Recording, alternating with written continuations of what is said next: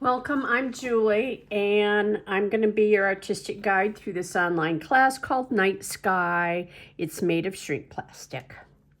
So the first thing I'm going to do in this intro is go through the items that are in your kit.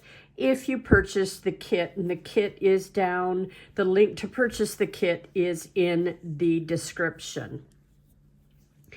And I also want to say, please remember to like and subscribe to my videos because that's how I'm able to keep offering these free videos.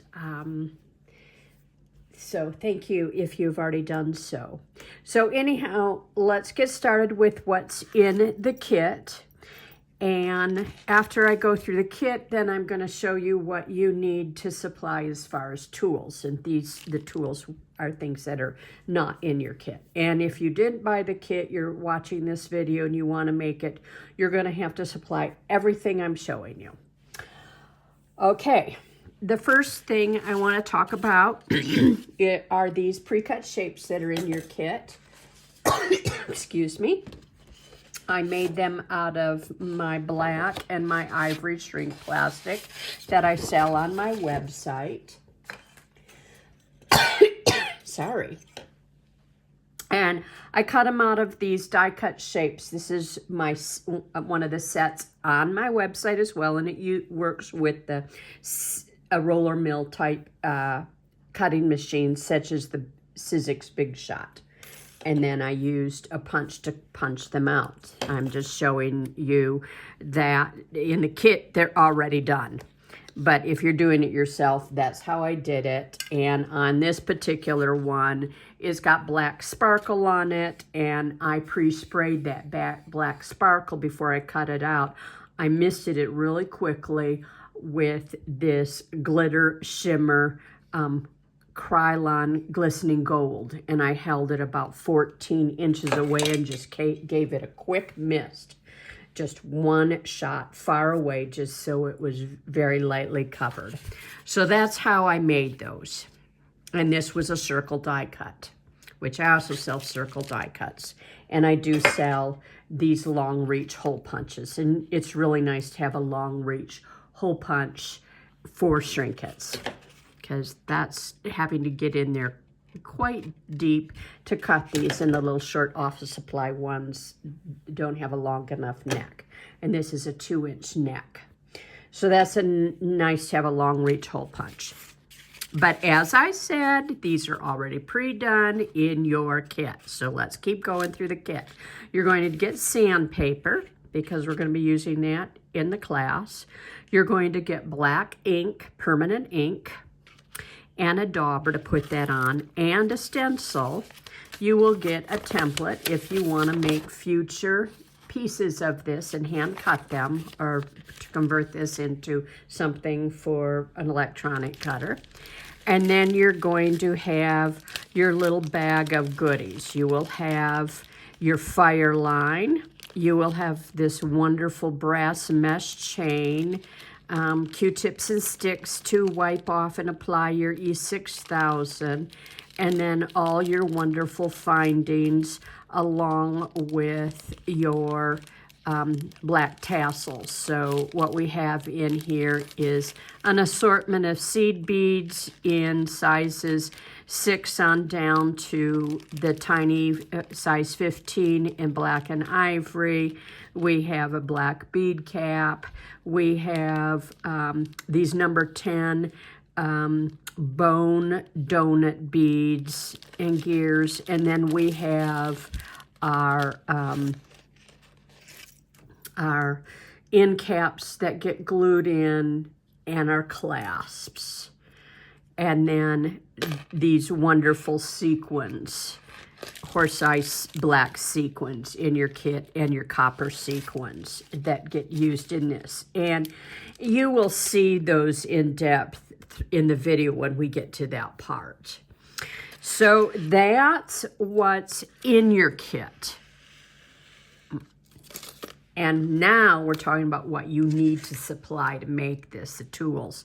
You need these pliers in order to open and close the jump rings when you attach these guys. on here. That's all these pliers are for. So chain nose, round nose, and I always say a wire cutter, but we're not going to be using one in this. But that's just a basic set. So these to open up jump rings. Pliers to open up jump rings. You need a tool to cut the fire line, and this is a fishing line cutter that I got on Amazon, and this is a wonderful beadsmith thread zapper, but a craft X-Acto knife will work just fine.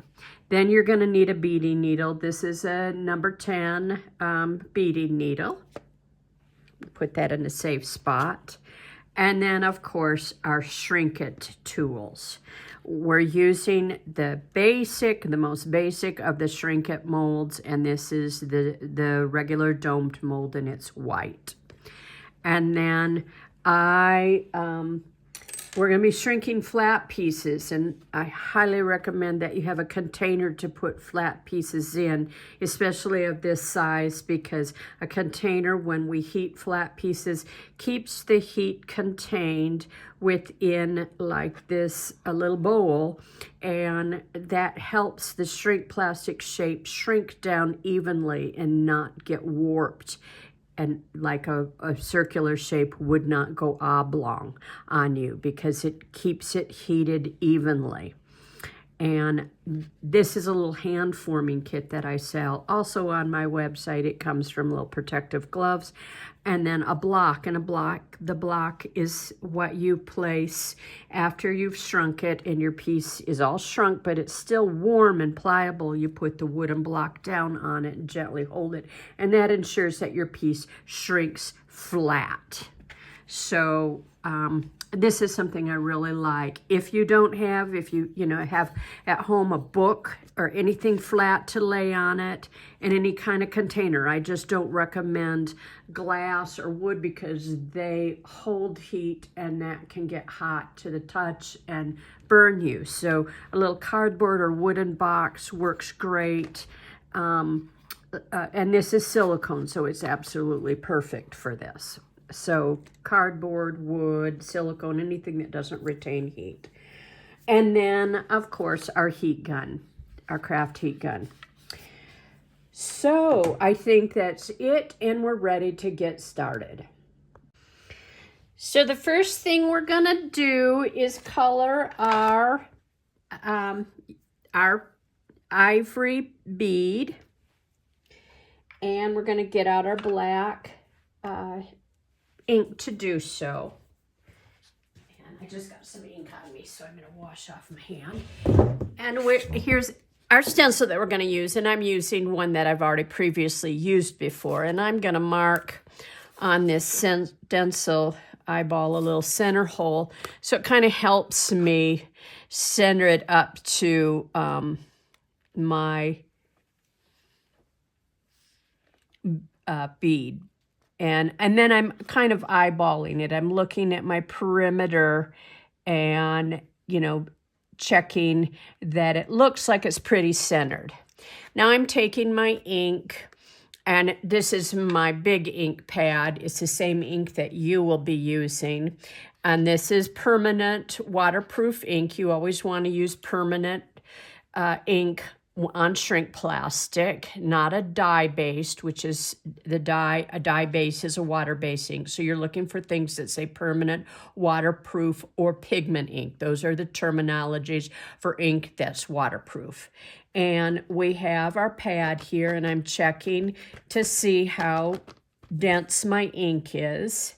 And I'm putting it down on the frosted side of my bead.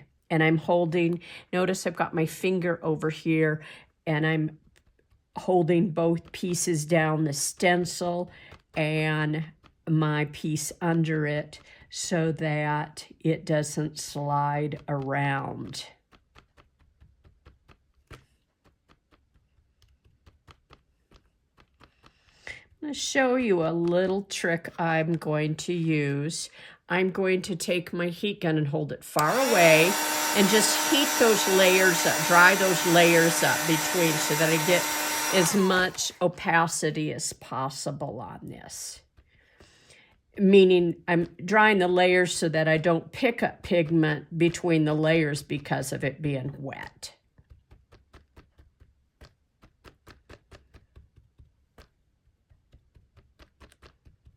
So I might do that one more time.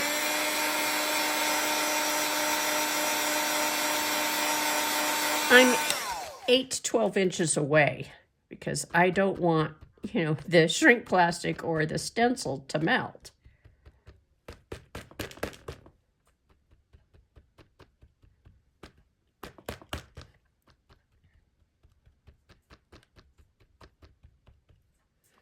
Moving my finger over. Gonna hit that one more time.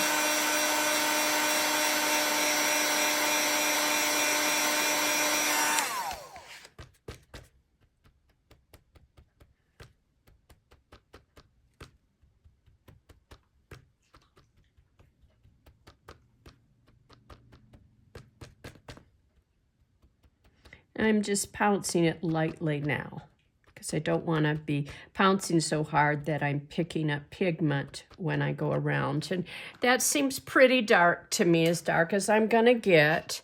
And then I will, I don't want this to blow around. I'm going to hit it again and help it dry, help the pigment dry.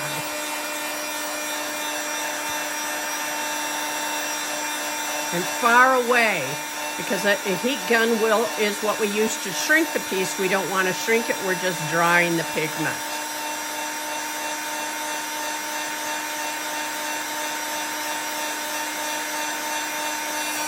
Okay, and then the last step is I will blot a little bit up because I do want it dry when I'm shrinking. So some did come up. So I'm going to set that aside.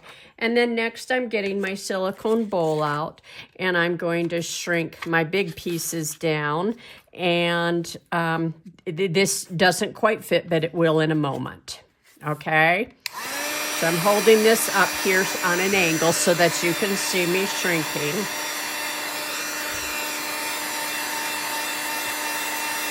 I'm keeping my heat out to the perimeter. And now I'm sending my heat over to my shape and moving it around. You can get in here and flip it over if you want to. We just want heat to hit all areas of it. It's a big piece. I've got my block ready to put on it.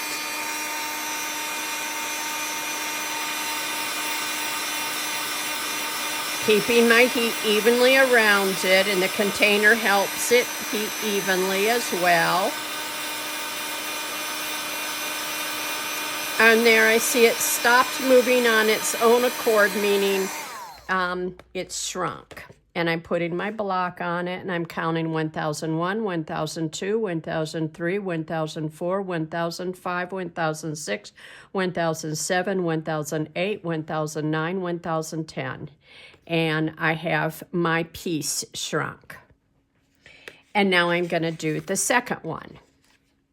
And this one has the coating on it. And sometimes when we've got coating like the gold shimmer on it, it will shrink totally down, but it might be in a little cupped version. It might not totally flatten out.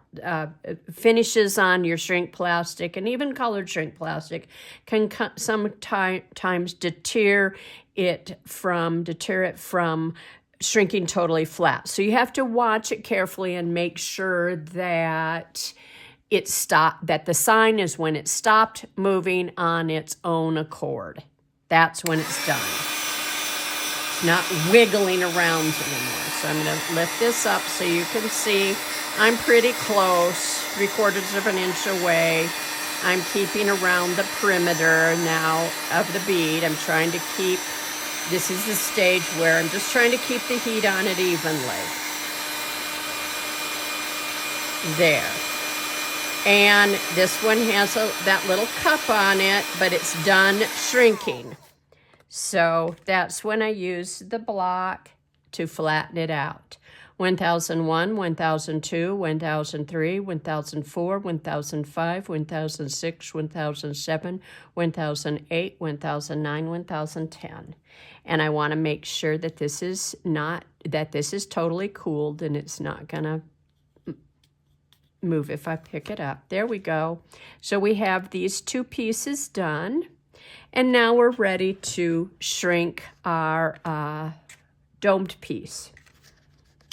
So I've got my round mold out, and I'm going to be using this end of it to press into the bead, and I'm putting the design face down in here and going around the perimeter.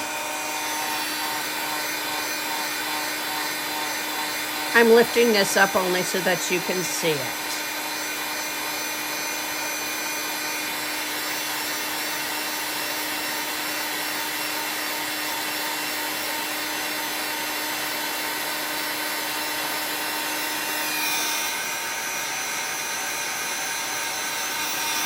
There, it's done, and I'm coming down with this and pressing in, and I'm counting 1001, 1002, 1003, 1004, 1005.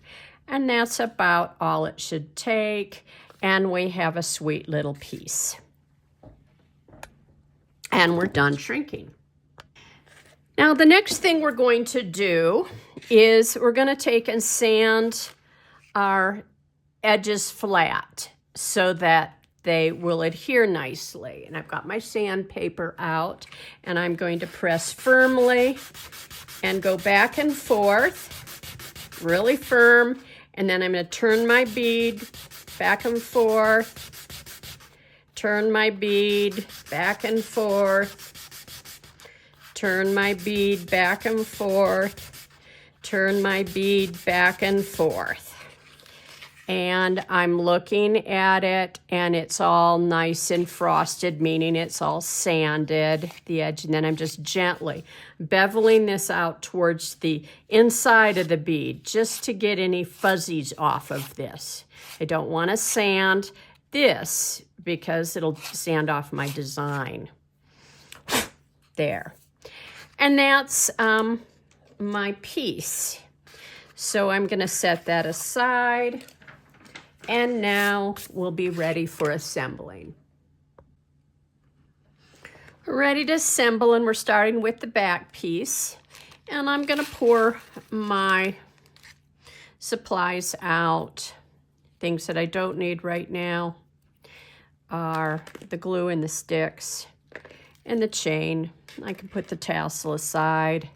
I can put the chain findings aside. That's those. And this, and I can put these bigger beads aside. You have extras in case you get a bone bead that's a little deformed. So, because those are natural beads, and that can happen. What we're looking for is these little bronze iridescent beads. Pull these out of our collection.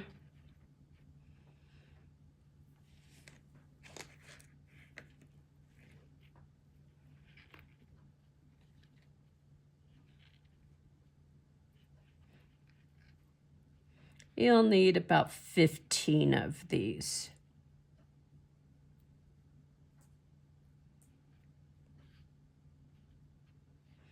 And then you'll need 5 of these. These are number 6s. And then you'll need 5 of the little black beads. And those are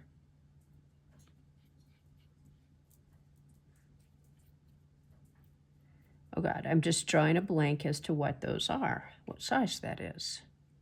So you're probably talking to me right now at the screen. My brain can't remember what it is, but it's that size. And that is the itty. See the different sizes?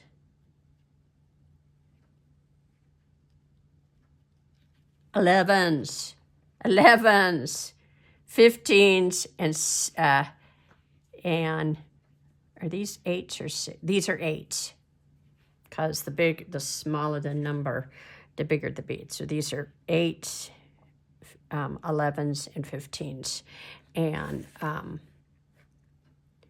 you're going to need, now we're going to gather 5 more of these. If we've got 15, so we're going to need about 21 of those. And then I'm just checking, counting out.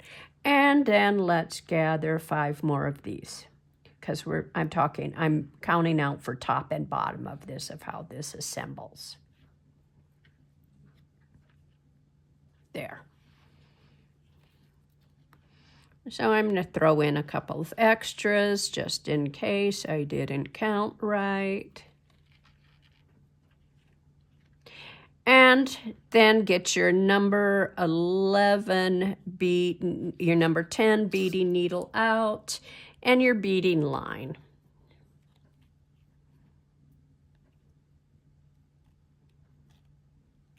And I think this is a 6-pound fire line. And it's black, but if you're doing this at home and you don't have the kit, you can go with clear. So it looks like I've got about a yard of it, and I'm going to cut that, and I'm going to grab a couple of those. And I'm going to thread my needle. There we go. And the first thing we're going to be putting on are our little, this shape is called a horse eye. Okay. So we need 5 of these little horse eye shapes. And the first thing I'm doing is I'm going to pick up a black bead, and I'm going to put it in a cradle like so, and I'm going to string on an iridescent bead, and I'm going to run the tail through that. So I have these like so, and then I'm going to run, I want this cupped up, so it's going to be cupped up and put on there like that. So I'm putting the cup facing the beads that I've strung on and adding that tail on there. There's probably a smarter way to do this than I'm doing it, and if you've got a smarter way to do it, do it. Okay, so we've got that on. See how that's all sequenced and our tail is running through here? We're working with these holes here. All right, so I'm coming down here, and this is our frosted side up here. If you want it shiny, you can do it shiny. I'm gonna do mine all matte. It doesn't matter. It would be that this would be shiny, okay, instead of matte. I always prefer matte, so this is your choice because both sides are the same. And I'm running my tail through here. And this is my start point, all right? Right there. Okay, so I've got my tail through here. And then I'm going to string on 3 of these, and putting on a black one, and I'm coming through here, and I'm adding my cupped up black sequin. It's really hard to see this black on black. See how I've got this cupped up? Yes. I'm going to put on one of these and one of these. And then I'm going to bypass the black one and come down through here. Okay. And I'm putting on 3 more of these. And I'm coming over to the next one, adding a black one, coming up through that 3rd hole. This is what the back side looks like. There's your front. Really hard to see when it's black. We're cupping up our sequin up. Show that again. Cupping the sequin up.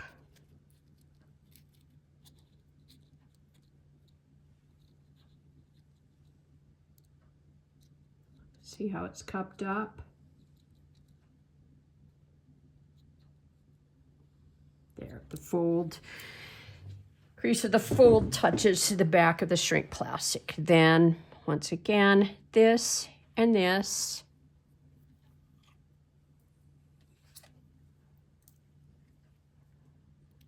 Bypass the black bead, come on down.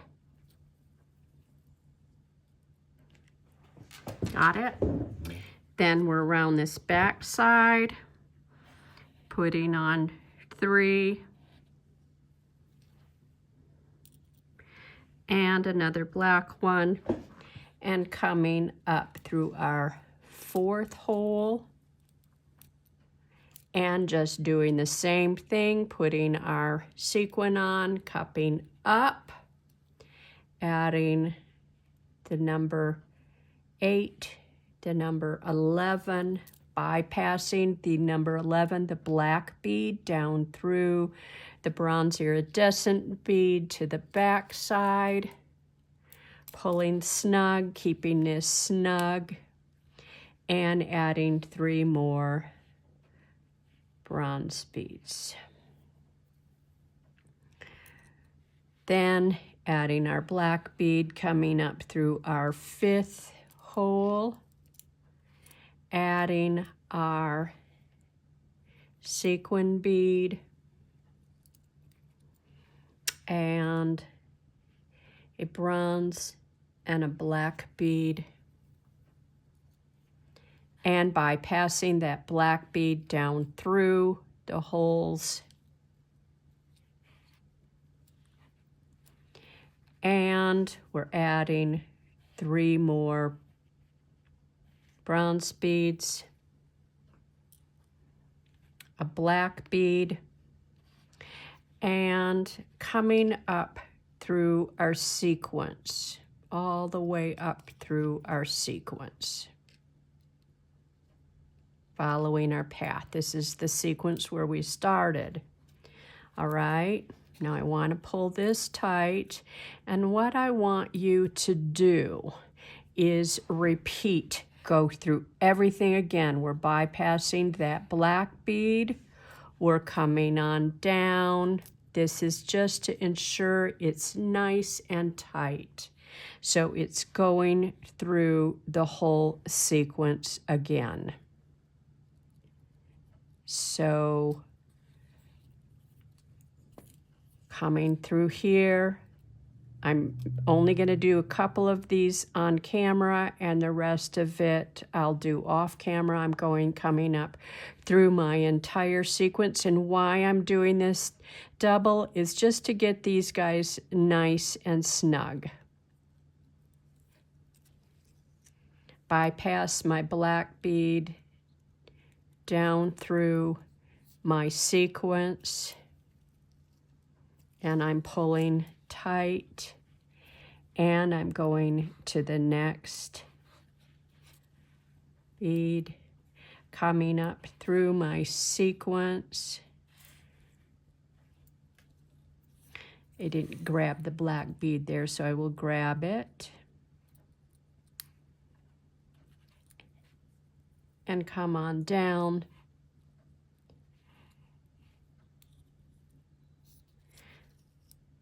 And I wasn't going to show all this, but it's almost looking like it's easier to show all of it.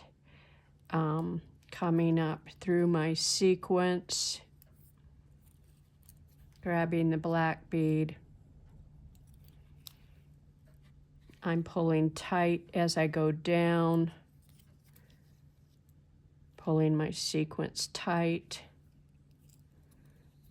pulling my sequence tight, and I will finish this off camera and I'll meet you at the tail. So I got to my tail and then I went up through the sequence again. So the beginning sequence I had gone through 3 times and then I came back down. And I'm going to tie this off, pulling my sequence really tight, and I've got this pretty little circle here, and I've got my little sequins out here on the perimeter, and I am going to tie that off. I'm going to cut the tail off a little bit because I don't need any more. And I've got 2 nice fire line tails, and I'm going to do a surgeon's knot. So I cross over and I go under and I go under again, wrapping around that twice and pull snug. And then I'm going to do that again. So these knots will hold it together. So 2 surgeon's knot, and then I always do a 3rd one. So the knots will hold it together, and going around it, 2 times will hold it. And if you're a beader that likes to go around 3 times, go around 3 times. Now I'm going to take my bead zapper. It looks like it's a little crooked, so I'm hoping it still works. Yep, it does. And I'm cutting my lines off. There. So I have this done. And there's a little, this is what I'm going to do. I'm going to open up my E6000, and I'm going to take a little on a stick here. I'm going to set this aside, put it right there, and bring this over the top, and using my Q-tip to wipe any excess, I'm going to just gently add a little bit of glue to each leaf so that they stay in place.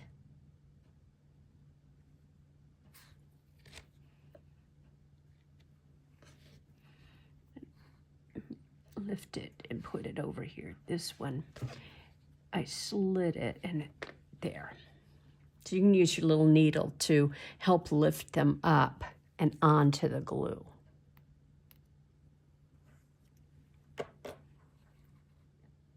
Oh, I already glued that one.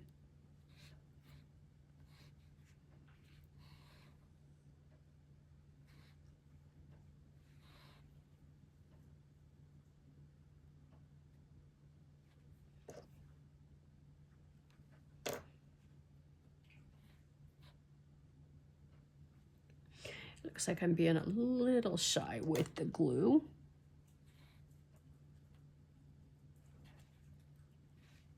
There.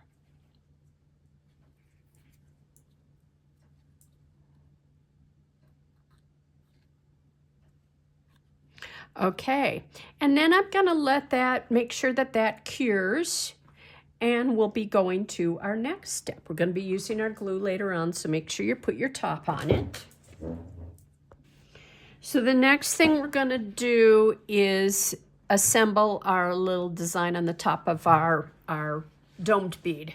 So we are going to put the little black bead on. I'll do it with this. And then we're going to run the little bronze bead on, and we're running the tail through the bronze bead too. I've got kind of a frayed in here. So this is the same way we had started with putting our sequins on. So we have this in the cradle, and this is a stopper bead, and the 2 tails are coming out the bronze bead. And we're going to be putting that up through the back side. Also, its tail.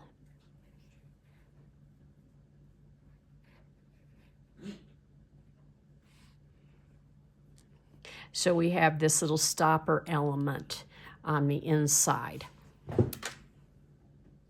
sorry, it got ink on my finger. Okay, and a tail. And then we're putting the copper bead on, the sequin, flower sweet sequin, and I'm cupping that up, and a bronze little spacer bead, and I'm also cupping that up, our little glass pearl, and then our itty bitty tiny black 15 bead. I am going to bypass that little 15 bead, and I can pull this whole sequence out so that I can go through twice. See, I've bypassed that little black sequin bead, come back up through this little bronze bead, through the black bead back here, bypass that, come up here, go through my whole sequence. I'm going to get that tight, okay? This is to get it tight so it's not wiggling all around. It's just following the path. I will go through that tiny little black bead.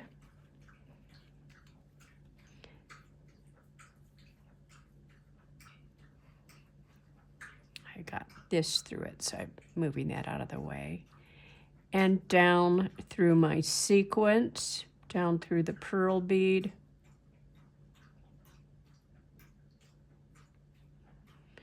And where I'm heading is out under the copper bead, where my tail is. I'm going to pull that sequence tight. Okay, pulling that tight. Snug on this, pull it tight. Okay, pull it really tight.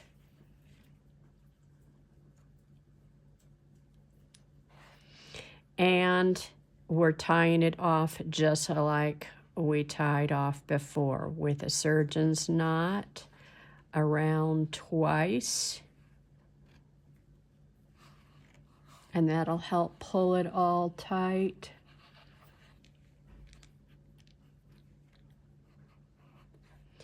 And another surgeon's knot round and around, pull tight, and a third time.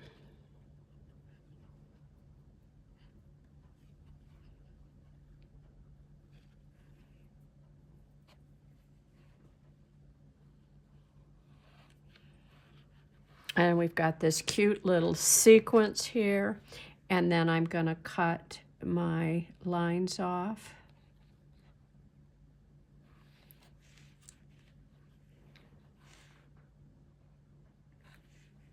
And I have a really cute little bead that'll be ready to glue on at the very end. Put my tails over here, and we'll be ready for our next phase, which is to assemble this on. We're ready to assemble this little sequence here. So, of course, the first thing we want to do, we're going to be working in little individual sections of thread. So each section I'm going to give myself, and that's about 10 inches, 8 to 10 inches. And I'm going to thread my needle. So I'm all ready to go.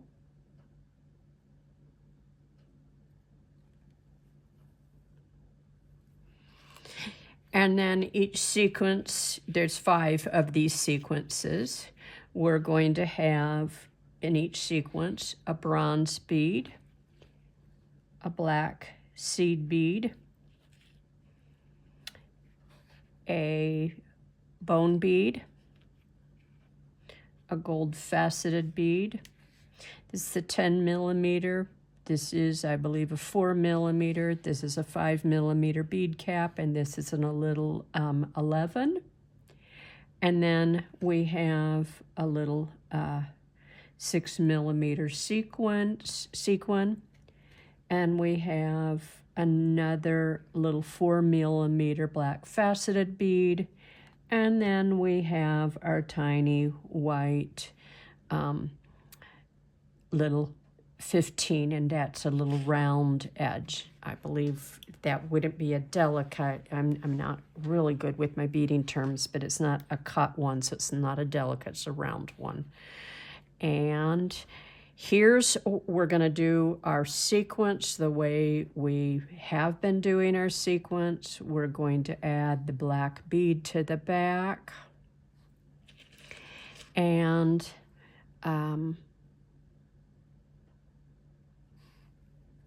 our little bronze bead, and I'm coming through here. So I've got that as a stopper, and I want a little more tail on that because our tails are what we tie off with, right? So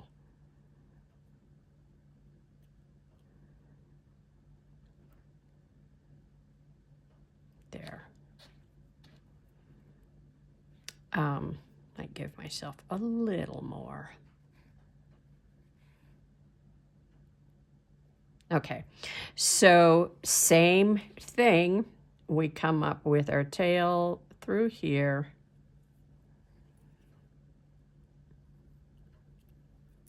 So that's our little stopper sequence. And we'll have our little tail to tie off under our bone bead. Oops, I came undone. There. And I'm adding this. I'm adding the gold bead. I'm putting my first one on through the first hole. I'm putting my sequin, I'm cupping up, make sure that cupped up. My faceted bead.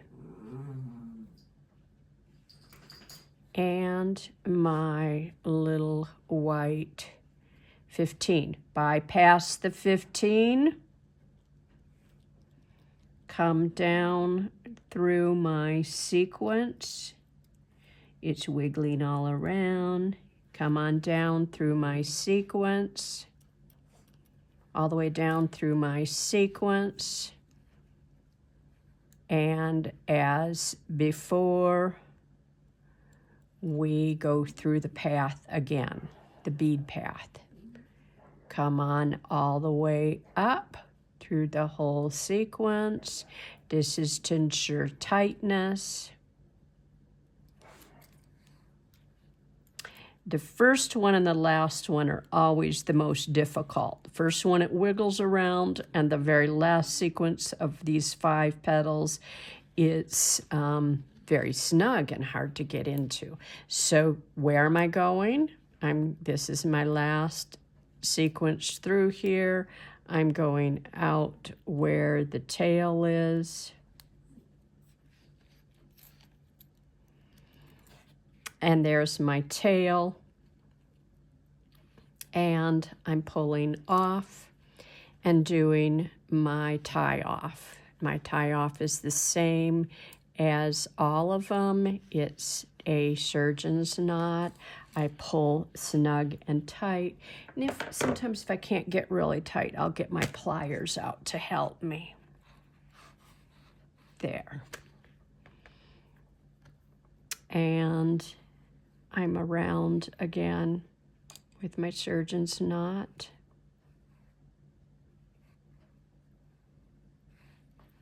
And pull tight. And my third surgeon's knot, pulling tight. It goes around once, around a second time and pull tight. So there's all three, and I have my first little sequin sandwich done. Okay.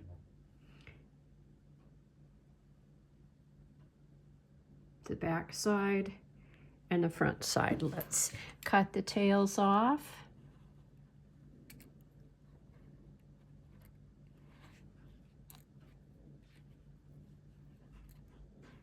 That got wrapped around there.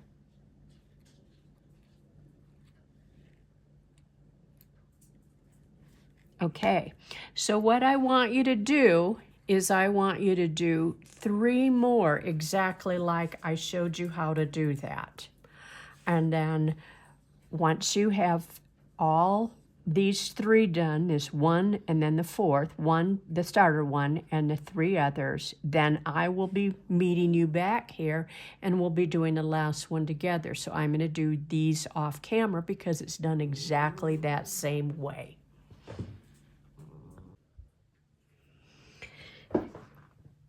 I have all 4 done, and I'm ready to do the last one, and we're going to do this one a little differently because it gets really snug in here and hard to deal with the beading needle through this. So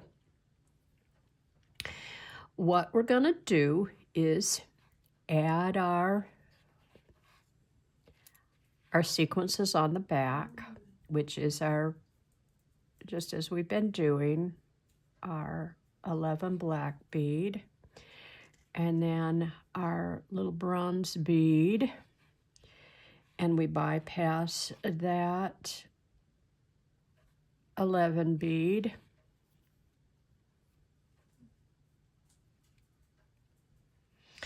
and we're going to come on up through, and this time we're leaving our tail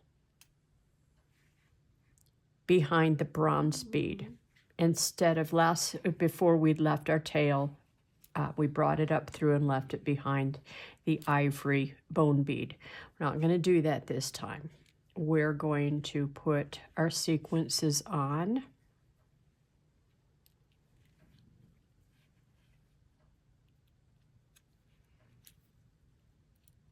We're going to keep this very loose.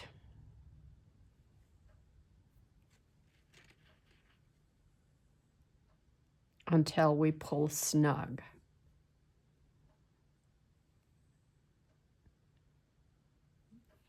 So I put my sequin on, my black faceted bead, my white tiny 15, and I'm going down and I'm going to be following my bead path.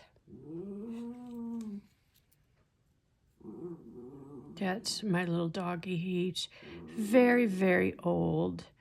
And if he thinks that things are different than they should be, I don't know what different is.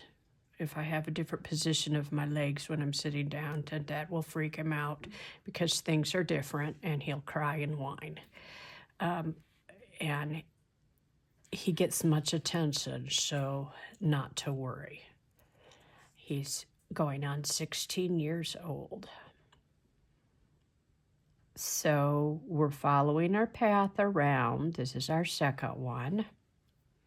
See how we've gone through our path. We bypassed that bead. I'm keeping things pretty loose because I want to be able to get up under there. I'm bypassing the black bead, and I'm coming here where the tail is. So I have everything really loose, and this is where I'm going to pull it all really tight. So it's going to be about cinching. And I'm cinching at these 2 areas, cinching the 2 beads at the beginning and the end, and pulling them tight. So I got those really tight, and we're tying off under this bronze bead. This spacer, this little bead cap. And I'm doing my surgeon's knots, my 3 surgeon's knots under here.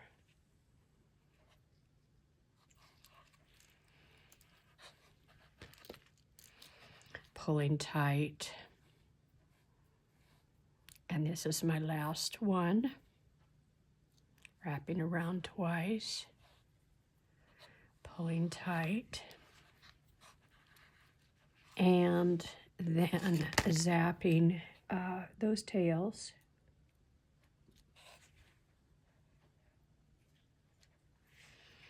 And we have our little sequence done.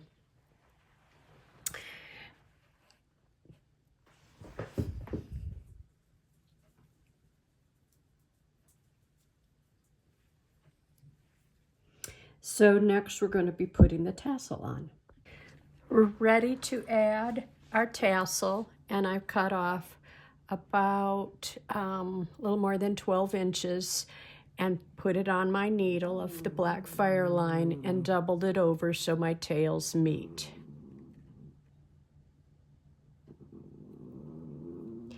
And then right here in this little valley, little black bead meets, I'm coming up through the little black bead and over to a bronze bead. And then I'm coming back down through the little black bead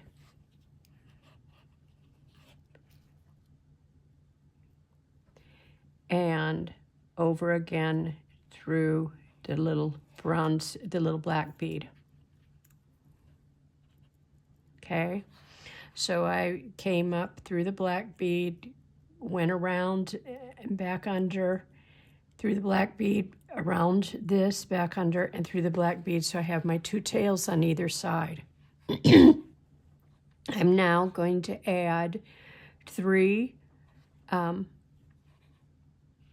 bronze beads. Looks like one rolled away. I did have 3. There it is. Look and see if that's, yes, that's good. I'm going to put a black faceted bead on.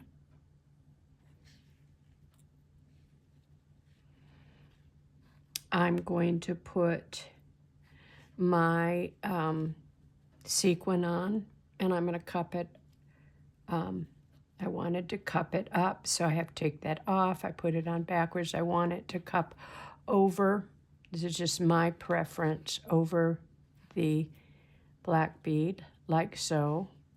Then I'm putting my deep tulip bead cap on, and then I'm catching my tassel as best as I can see through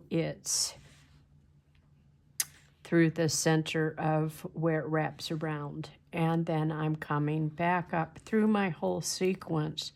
And because I doubled this over, I won't be doing it twice. I can then bring this whole sequence in here and tie tightly. I didn't do a surgeon's knot with this first sequence because I'm just getting it in here and getting this tight. There. And then I will do the surgeon's knot with all 4 of these lines, which I could cut my needle off.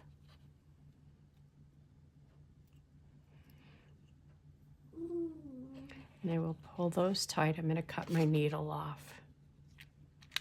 That's my second round of surgeon's knots. And then this is my third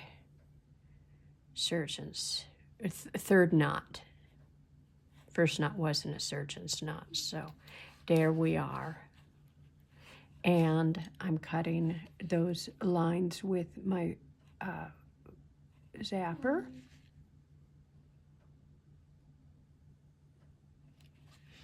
And I've got my little tassel. It shows through really cute here in the front and looks pretty on the back.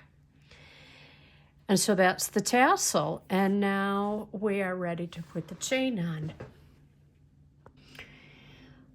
We're ready to put our chain on. And so the first thing I want to do is run the chain through the back side here.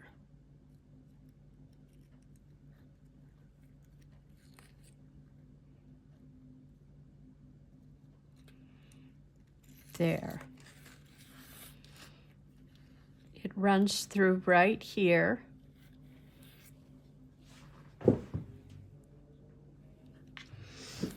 And then next, we take our jump rings and we put them on our clasps. Sorry.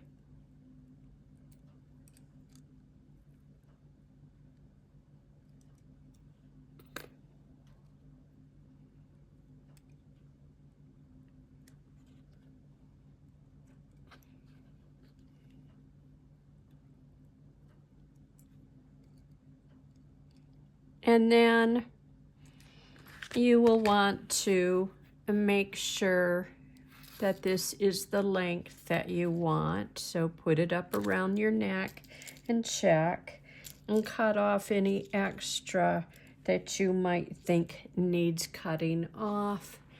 And you can use regular titanium scissors for that.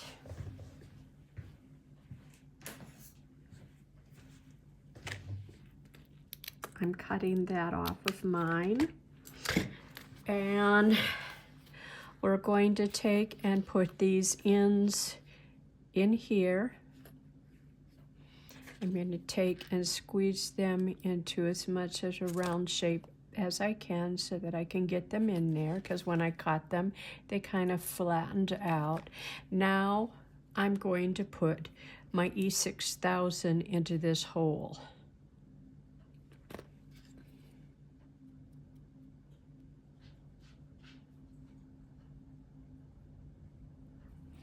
And I'm going to add it to the base of this. And trust me, this will hold. If you let this dry for 24 hours.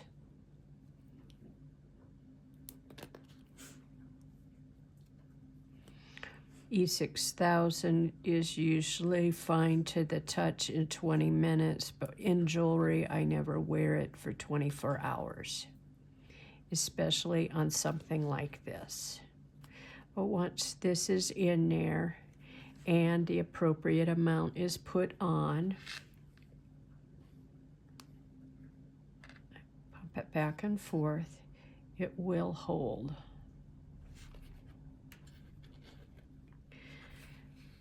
Okay, we have those on there and we're wiping off any excess, and now we get to put it on our little cabochon. And notice how I'm putting this on and I'm not getting it on this side. I'm putting it on the interior, towards the interior, and then bringing my stick out there and getting it on the edge.